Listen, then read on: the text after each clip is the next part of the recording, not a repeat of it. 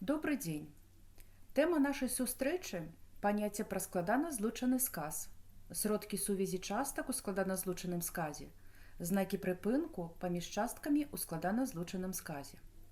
Націсніце, калі ласка, на паўзу і паспрабуйце сфармуляваць задачы, якія вы паставіце перад сабой, зыходзячы з агучанай тэмы сустрэчы.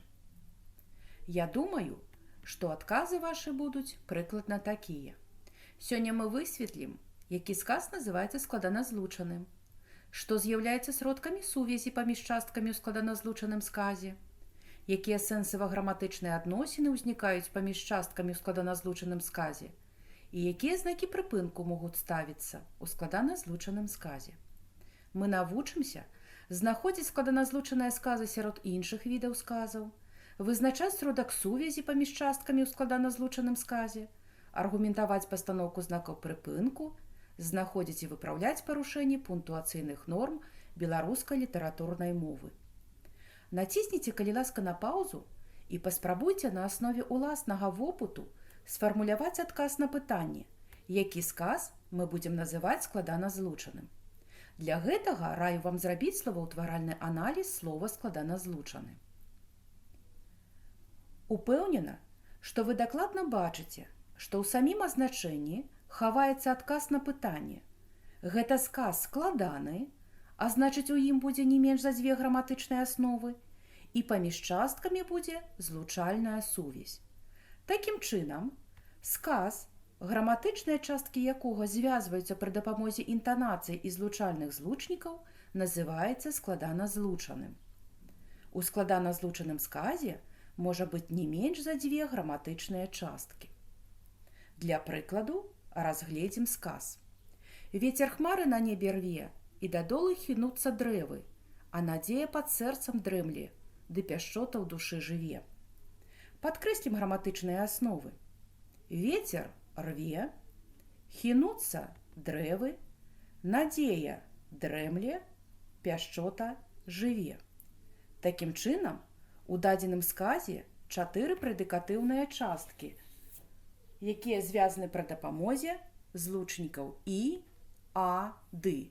Значыць, дакладна можам сцвярджаць, што перад намі складана злучаны сказ.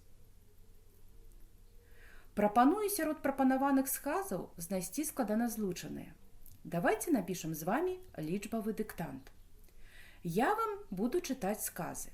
Калі гэта складаназлучаны сказ, ставіце сабе ў шытку лічбу 2. Калі просты, лічбу 3. Гатовы? Першы сказ. Зноў жаўцее лотаць і сінеюць фіялкі. Другі. Ніколі не прайду міма спеву скрыпкі ці грання цымбалаў. Трэці сказ. Чыстая вада журчала ў лозах, і таемна шапацеў ля самага берага ракі сухі чарот. Чацвёрты. Па вішнях ды па яблынях майскае сонца разліта. Пяты сказ. Імгненне, і ажывае сонны гай. І апошні 6 сказ. Уладзіміру Караткевічу ў аднолькавай ступені былі падуладны паэзія, проза і драматургія. Праверым, што ў нас атрымалася. Першы сказ у нас складаназлучаны, таму што 2 граматычныя асновы. Другі сказ – просты сказ. Трэці. Мы видим 2 граматычныя асновы вада журчала, чарот шапацеў, значыць сказ складаназлучаны. Чацвёрты. Зноў просты сказ. Пяты сказ – складаназлучаны. І апошні 6 сказ у нас просты. Націсніце, калі ласка, на паўзу і ўспомніце тэму лічэбнік. Я прапаную запісаць вам атрыманы 6-значны лік словам. Праверце, ці так вы запісалі. 232 323. А цяпер запішыце гэты лічэбнік у форме творнага склону. 200, 32 тысячамі, 323. Дзякуй. Чырвоным колерам я вызначыла найбольш складаныя выпадкі напісання лічэбніка ў творным склоне. То есть гэта тыя месцы, дзе звычайна вучні могуць дапусціць памылку. Вернемся да складаназлучанага сказа. Мы сказалі, што сродкам сувязі частак у складаназлучаным сказе з'яўляюцца злучальныя злучнікі. Зробім зноў экскурс у марфалогію і ўспомнім тэму злучнікі. Перад вамі незапоўненая схема злучальныя злучнікі. Успомніце, калі ласка, разрады і запоўніце табліцу. Праверым, што ў нас атрымалася. Усе злучальныя злучнікі мы дзелім на 3 групы: спалучальныя, супраціўныя і размеркавальныя.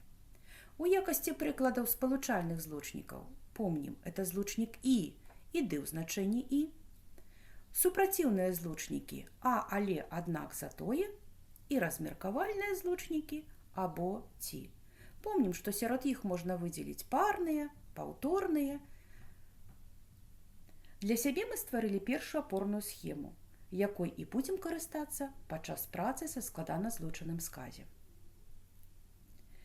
Вельмі важна для нас бачыць сродак сувязі паміж часткамі складаназлучанага сказа, таму што ад яго ў большасці выпадкаў будзе залежаць пастаноўка знакаў прыпынку. Вось мы і падышлі да галоўнага. Нам неабходна высветліць умовы выбару пунктаграм у складаназлучаным сказе. Звяртаю вашу ўвагу на экран. У вашай увазе прапануюцца 4 сказы, якія дэманструюць магчымыя варыянты пастаноўкі знакаў прыпынку ў складаназлучаным сказе. Як бачым, ёсць 4 варыянты пастаноўкі знакаў прыпынку. Гэта коска, працяжнік, кропка з коскай і наогул адсутнасць знака прыпынку. Разбяромся ў кожным канкрэтным выпадку. Працяжнік паміж часткамі ў складаназлучаным сказе ставіцца, калі ў другой частцы перадаецца вынік, супрацьпастаўленне, рэзкая змена падзей. Напрыклад, глыток крынічнай вады і стомлена знікае. Што можа дапамагчы нам правільна вызначыць узаемаадносіны паміж часткамі, каб не прапусціць пастаноўку працяжніка? Такімі словамі-сігналамі могуць быць назоўнікі імгненнасці, напрыклад, крок, міг, імгненне, хвіліна, секунда, момант, глыток, узмах і іншыя. Прыслоўі імгненнасці: раптам, знянацку, нечакана, імгненна, раптоўна. Дзеясловы з суфіксамі, якія маюць значэнне аднаразовасці. Часцей за ўсё гэта суфікс «ну». Параўнайце: крычаць, крыкнуць, махаць, узмахнуць. Перад вамі некалькі сказаў. Адзначце нумары тых сказаў, дзе, на вашу думку, неабходна паставіць працяжнік. Праверым, што ў нас атрымалася. Працяжнік мы паставілі ў сказе пад нумарам 2, блісне маланка і замірае наваколле. У трэцім сказе кранецца слыху народная песня і ажывае душа. У чацвёртым хвіліна і кінецца ноч на ўцёкі. У пятым глянеш з узгорка і перад табой прасцяг неабсяжны. У сёмым сказе тыдзень другі і знікне апошні след зімы. У 9 зашуміць прыбой і песня пра мора адразу ўспомніцца. І ў 10 сказе пройдзе пару дзён і дуб распусціць сваё лісце. Чырвоным колерам я выдзеліла словы сігналы, якія дапамаглі нам паставіць працяжнік.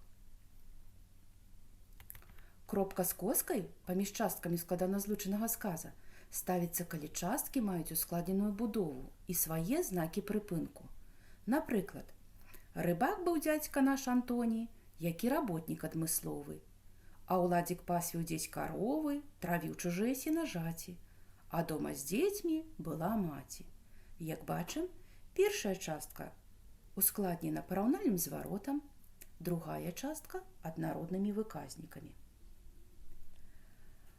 Часцей за ўсё у складаназлучаных сказах паміж часткамі ставіцца коска, але ёсць выпадкі, калі знак прыпынку наогул не ставіцца. Разгледзім іх. Коска не ставіцца, калі у першай частцы ёсць агульны даданы член, часціца альбо пабочнае слова. Напрыклад, час ад часу прагудзе аўтамашына або прагрукоча амаль пусты трамвай. Бачым дзве граматычныя асновы: прагудзе аўтамашына, трамвай прагрукоча. Дзве асновы звязаны з злучнікам або. Вярнуліся на пачатак сказа і бачым: аўтамашына прагудзе калі? Час ад часу, трамвай прагрукоча калі? Час ад часу. Таму коску не ставім.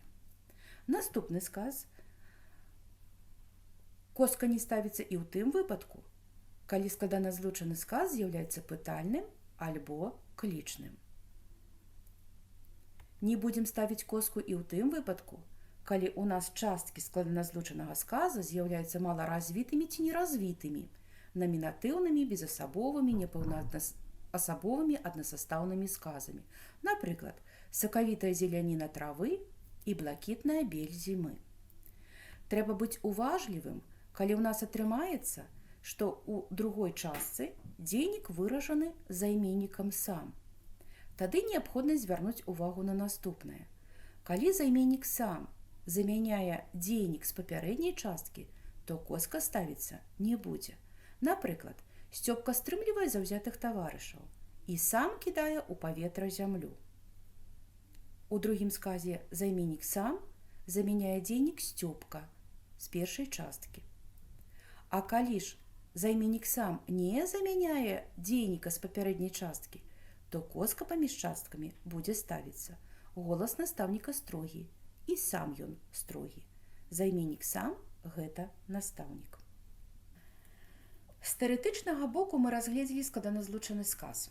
А цяпер наша задача – выпрацаваць план-алгарытм прымянення тэорыі на практыцы. Націсніце, калі ласка, на знак паўзы і паспрабуйце скласці алгарытм, якім вы будзеце карыстацца, калі перад вамі будзе стаяць задача расставіць знакі прыпынку ў складаназлучаным сказе. Давайце разам прагаворым ход нашага разважання. Спачатку неабходна уважліва прачытаць усе сказы прапанаваныя, бо звычайна ў заданні ёсць сказ, дзе неабходна будзе паставіць працяжнік. Напамінаю, гэта будзе хуткая змена падзей, вынік альбо супрацьпастаўленне.